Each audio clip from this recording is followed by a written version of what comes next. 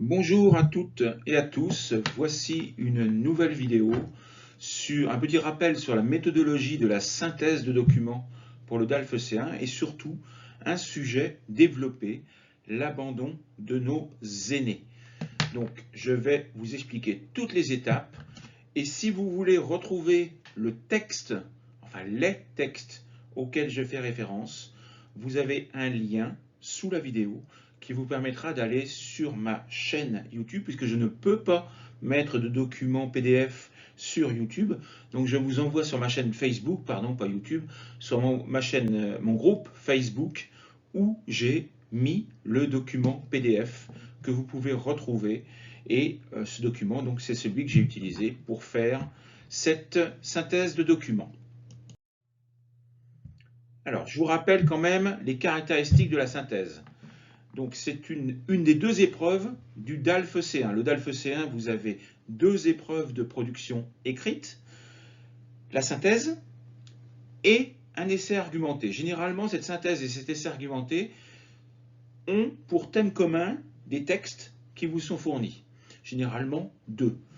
Vous avez 2 h 30 pour faire l'ensemble de deux épreuves, c'est-à-dire la synthèse et l'essai. On vous donne tout dès le départ, donc vous pouvez gérer comme vous le souhaitez. Vous pouvez passer 1 h 30 sur la synthèse et 1 heure sur l'essai, ou 2 heures sur la synthèse et une demi-heure sur l'essai, ce que je ne vous conseille pas. Donc essayez quand même de faire moitié-moitié, c'est quand même beaucoup plus simple. Je vous rappelle que la synthèse, c'est 220 mots maximum, enfin 220 mots plus ou moins 220 mots. Le barème, vous avez 25 points sur l'ensemble de la production écrite, 13 points sont réservés à la synthèse, 12 à l'essai. Et une note inférieure à 5 sur l'ensemble des deux épreuves est éliminatoire. D'accord? Et donc la moyenne serait donc de 12,5. Il faut avoir 12,5 sur 25 pour avoir la moyenne. Mais vous pouvez éventuellement vous rattraper avec les trois autres épreuves, la compréhension écrite, la compréhension orale et la production orale. Alors comme je vous l'ai dit, les textes, vous allez les retrouver sur mon groupe Facebook. Je vais mettre le lien vers ce groupe juste après, donc sous la vidéo. Les différentes étapes de votre travail lorsque vous faites une synthèse. D'abord, lire plusieurs fois les textes. Repérer les idées principales. Réorganiser ces idées principales pour les regrouper en différentes parties. Et ces différentes parties représenteront le plan de votre synthèse. Utilisez des connecteurs adaptés. Donner un titre et bien entendu relire de manière attentive votre synthèse avant de la fournir à l'examinateur. Les règles d'or à respecter. Vous pouvez les retrouver dans une autre vidéo qui s'appelle les 11 erreurs ou 2 erreurs à ne pas commettre sur la synthèse. Donc vous pourrez les retrouver. Ne jamais faire référence au texte sur lequel vous vous appuyez. Par exemple, ne dites pas dans le texte numéro 1, ils disent que, ou l'auteur du texte numéro 2 nous dit que. Non, surtout pas. Ne proposez ni problématique ni plan. Ce n'est pas un essai argumenté. Ce sont justement vos paragraphes que vous allez développer qui vont permettre au lecteur de comprendre votre plan. Vous devez absolument respecter l'opinion qui est exprimée dans les textes. Vous ne devez surtout pas dire le contraire de ce qui a été dit. Et en aucun cas, vous ne devez donner votre opinion personnelle. N'ajoutez jamais d'idées extérieures au texte. C'est-à-dire ne rajoutez pas des arguments qui, par exemple, ne sont pas indiqués. De la même manière, n'ajoutez pas, par exemple, un adverbe qui va montrer votre sentiment par rapport à cette histoire. Malheureusement, les personnes âgées, etc. Le texte ne dit pas malheureusement. Malheureusement, c'est votre opinion à vous.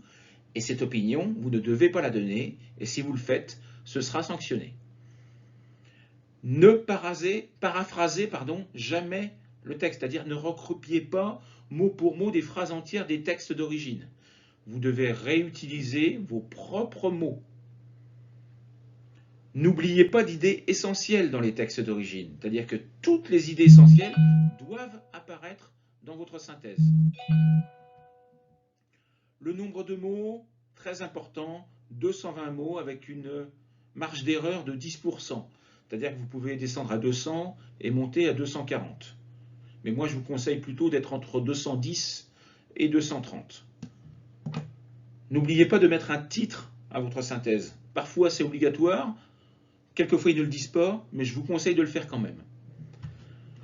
N'utilisez évidemment jamais les pronoms sujets je ou nous, puisque cela va indiquer que vous donnez votre propre opinion, ce que vous n'avez pas le droit de faire. Donc il faut toujours rechercher les idées principales présentes dans les textes. Attention, les chiffres, les pourcentages, les augmentations, etc. ne sont pas des idées principales, ce sont des exemples. N'hésitez pas à utiliser des marqueurs pour retrouver, d'accord, les différentes parties. Donc utilisez des marqueurs de couleurs différentes et vous allez voir que les parties vont ressortir naturellement. Les problèmes, les causes, les conséquences, les solutions, etc., etc. Donc vous utilisez des marqueurs de couleurs différentes et lorsque vous allez regrouper vos idées, ça vous permettra de ne rien oublier et de bien regrouper les idées. Alors, voici les idées présentes dans les textes. Texte numéro 1. Des enquêtes qui ont été menées sur l'isolement des personnes âgées. Et les résultats de ces enquêtes sont inquiétants. Toutefois, il y a des nouvelles rassurantes. Alors, ils disent également qu'un grand nombre de Français sont en situation de mort sociale. Les associations représentent souvent la seule solution. Un isolement social, c'est quand aucune personne vient vous parler. Il y a également l'exclusion numérique qui est un facteur aggravant. 85 ans, c'est vraiment l'âge problématique, parce que c'est l'âge où tous les amis disparaissent. Facteur déclencheur également, donc la perte des proches. Il y a un lien de cause à effet entre l'isolement et la précarité financière, le manque d'argent. Isolement géographique aussi qui est aggravant, avec l'absence de commerce, notamment de proximité. Toutefois, l'amitié est une valeur sûre et il y a un retour de la sociabilité. Et il y a également un retour de la solidarité familiale. Et on note quand même que globalement, les personnes âgées disent être heureuses. Le texte 2, lui, est beaucoup plus centré sur les EHPAD, qui représentent un facteur aggravant pour la santé physique et psychologique des personnes âgées. Ces personnes sont plus fatiguées, plus tristes, et par quoi de conséquence, ils consomment beaucoup plus de produits pharmaceutiques comme des antidépresseurs.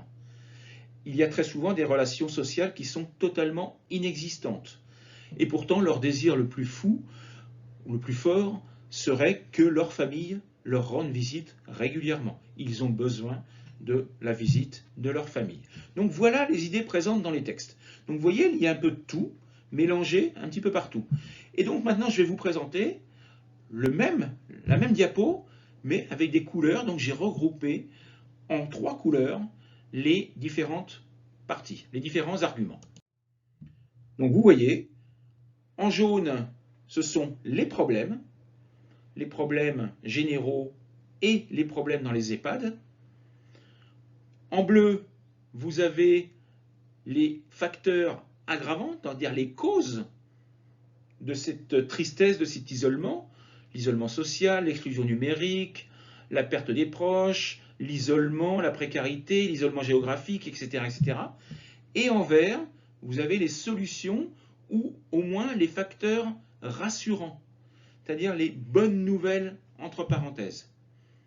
Donc vous voyez, on retrouve bien 3 parties que l'on va retrouver dans notre plan. Ici, j'ai choisi le 3e plan, c'est-à-dire les problèmes généraux, les problèmes liés aux EHPAD, les causes et les facteurs aggravants, et les solutions et les points encourageants. Et donc, on va retrouver ces 4 idées, ces 4 parties vont représenter les 4 paragraphes de ma synthèse. Et donc, le lecteur va pouvoir comprendre que chaque paragraphe représente mon plan. Alors, voici mon plan développé. Donc, je vous l'ai dit, premier, les problèmes généraux. Deuxième, les problèmes liés aux EHPAD. Troisième, les causes et facteurs aggravants. Et quatrième, les solutions et facteurs encourageants. Avec toutes les idées principales que l'on retrouve dans chaque paragraphe. Donc, vous voyez, tout ce travail-là, c'est un travail que vous devez faire au préalable, au brouillon. Et une fois que vous avez fait tout ça, ben, vous n'avez plus qu'à rédiger en suivant votre plan. D'accord? Les problèmes généraux sont, etc., etc. Mais il y a des facteurs, des problèmes liés plus particulièrement aux EHPAD, etc., etc., etc. Les causes principales de cette solitude sont, etc., etc., etc. Et les solutions qui sont envisagées ou qui sont mises en place sont. Et donc, chaque paragraphe représente la partie. N'oubliez pas non plus de mettre des connecteurs pour relier ces différents paragraphes. Ça permettra d'avoir une lecture beaucoup plus facile pour l'examinateur. Faites très attention quand même, parce que très souvent, vous utilisez des connecteurs dans le mauvais sens. Je vous donne deux exemples. Les connecteurs pourtant et bien que sont très souvent très mal utilisés. Pourtant n'est pas synonyme de pour autant. Ce sont deux connecteurs différents. D'accord? Quoique en un mot n'est pas le même connecteur que quoique en deux mots. Bien que n'est pas synonyme de même si. Donc ne les utilisez pas l'un à la place de l'autre. Donc il faut vraiment que vous travailliez sur les connecteurs pour ne pas vous tromper. Voyons maintenant le titre de votre synthèse. Il est très souvent obligatoire, c'est-à-dire que c'est indiqué dans l'énoncé, donc il faut clairement bien lire l'énoncé pour savoir si on exige de vous que vous fassiez un titre. Mais moi, personnellement, je vous conseille de systématiquement mettre un titre, même si on ne vous le demande pas. Par contre, ce titre doit être nominalisé, c'est-à-dire qu'il n'y aura pas de verbe conjugué et le premier substantif n'aura pas de déterminant. Je vous ai donné un exemple. La phrase classique, ce serait « Les personnes âgées sont abandonnées ». Eh bien, vous allez le transformer en disant « Abandon des personnes âgées ». Vous pouvez également le mettre sous une forme de question « Personnes âgées, deux points, comment les protéger ?» Donc voilà le type de titre qu'il faudra que vous mettiez. Mais le but d'un titre, c'est toujours de rappeler le thème principal, donc ici les personnes âgées et leur solitude, sentiment de solitude et d'abandon, et puis également bien sûr de permettre que le lecteur soit intéressé par votre texte et qu'il ait envie de le lire. Donc il faut vraiment accrocher le lecteur. Dernière remarque, relisez systématiquement votre copie avant de la rendre. Nous faisons tous, moi aussi, nous faisons tous dans la précipitation, surtout avec le stress dû à l'examen, des erreurs qu'une simple relecture va vous permettre de retrouver. D'accord? Un S qu'on a oublié à un nom au pluriel, un ENT qu'on a oublié à un verbe, un adverbe qu'on n'a pas mis au bon endroit, un article ou un partitif que l'on a oublié, etc. Ce sont des règles que pour la plupart du temps vous connaissez et en lisant, vous allez les retrouver. Apprenez à vous connaître également. Au fur et à mesure de vos travaux et de vos corrections, vous allez vous rendre compte que vous faites très souvent les mêmes erreurs. Donc ces erreurs, il faut que ce soit celles que vous vérifiez en premier dans un texte pour voir si vous avez fait une nouvelle erreur ou pas. Voici donc la synthèse rédigée. Et vous voyez, donc j'ai mis en bas, elle fait 234 mots. Donc je suis dans les clous, comme on dit en français, c'est-à-dire que je respecte l'exigence de plus ou moins 10%. Nos aînés, une situation compliquée. Deux enquêtes menées par l'association Les Petits Frères des Pauvres et par l'adresse auprès des personnes âgées nous rappellent le sentiment de solitude et d'abandon auquel elles sont confrontées. Les résultats sont en effet particulièrement inquiétants. De nombreux seniors se retrouvent en situation de mort sociale. 85 ans est d'ailleurs l'âge auquel ils se retrouvent souvent isolés, tous leurs amis étant partis les uns après les autres. Les femmes sont également largement concernées par cette solitude et ce sentiment d'abandon social. Un sentiment d'autant plus aggravé et fort lorsqu'ils sont enfermés dans des EHPAD, des maisons de retraite. Leur détresse psychologique, leur tristesse et leur état déclinant sont exacerbés. d'où une forte consommation d'antidépresseurs. L'exclusion numérique est un facteur qui augmente cet isolement social. La précarité de beaucoup d'entre eux ne leur permet en effet pas d'accéder aux nouvelles technologies, d'autant plus lorsqu'ils sont géographiquement isolés dans des zones rurales. Aucun moyen pour eux de communiquer avec leurs proches. Pourtant, nos aînés sont majoritairement heureux, et pour les autres, des associations viennent régulièrement leur parler, leur porter secours, les accompagner. Et au cours des dernières années, la solidarité familiale et amicale s'est reformée. Mais pour beaucoup, la solution reste de continuer à vivre chez eux. Et pour ceux qui vivent dans des EHPAD, leur plus grand souhait reste que leur famille leur rende visite le plus souvent possible. Donc voilà un exemple de synthèse. Il y en a beaucoup d'autres. Vous pourriez très bien faire une synthèse totalement différente de la mienne, mais qui serait parfaite. D'accord? Donc, je ne dis pas que la mienne est parfaite, mais si vous faites une synthèse de ce type-là le jour de l'examen, vous aurez une note tout à fait correcte. Donc, voilà ce que je voulais vous présenter pour la correction de cette synthèse. Je vous souhaite une bonne journée et à bientôt. Au revoir.